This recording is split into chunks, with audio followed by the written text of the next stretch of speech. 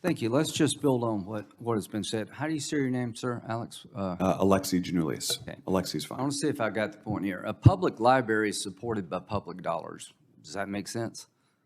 Yes. Okay. Are you telling taxpayers of this country just shut up? Is all you worry about is your kids don't have a voice about how your taxpayer dollars are being spent and what kind of community you're living in here? Because you're a parent and you don't let your $3 read something, is it possible that the other things, that the books in question may hurt the community in the eyes of parents? Can a parent, a taxpayer, complain under this theory, or should they just shut up? I would make the exact argument you are. This is about parents No, making we're decisions. not making the same argument. My argument is you just said, if you've got kids, you police your kids. Otherwise, just shut up and trust the library system, the school system. Let them decide for your community. I completely, totally reject that. I don't have any kids, should I shut up?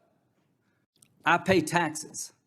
When you have a public library and you have a board, somebody decides what books go in or what not to go in. Lend your voice to the cause. It's okay to speak out for your community.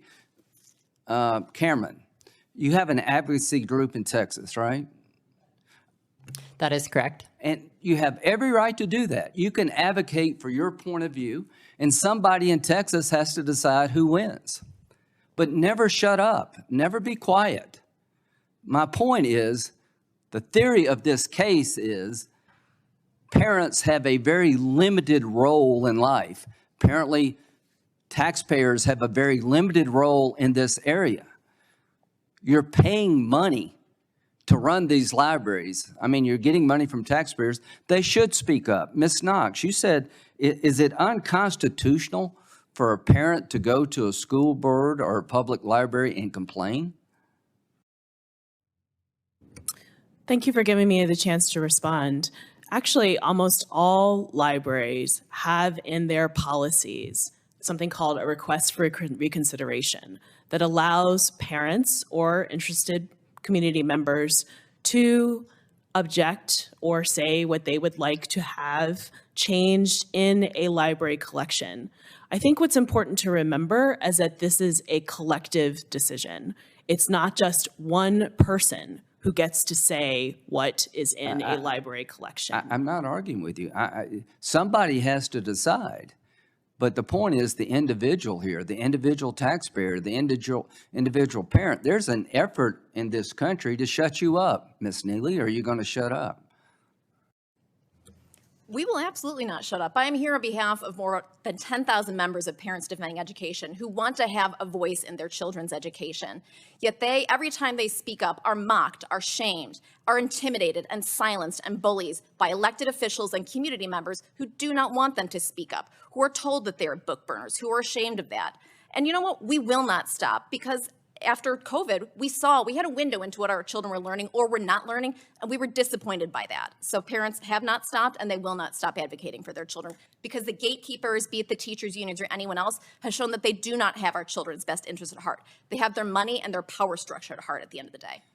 Mr. Eden, is it your testimony there's an organized effort in this country to push ideas, books, literature through the public school system and libraries that has a very strong political agenda behind it? Is that what you're telling us? I think it's pretty clear that that is what is going on. Yes, sir. Yeah, and if you don't see that, you're blind. You know, in Florida, Ron DeSantis did something you may not like, Mr. Chairman. In Illinois, you do it a different way. But Governor DeSantis decided he would step in and stop what he thought was abusive from his point of view. My point about this hearing is there's no roll up here for any of us. Illinois, you do it the way you want. Florida, you do it the way you want. Each school library, you'll decide. But the day that a parent, a concerned citizen, can't come forward and say, I object, without being humiliated, is a bad day for America. And there's nothing in the Constitution preventing everybody in this country from having a say to express yourself, to try to mold the community in a way that you think is better. And some of the things being pushed through this agenda are just quite frankly offensive.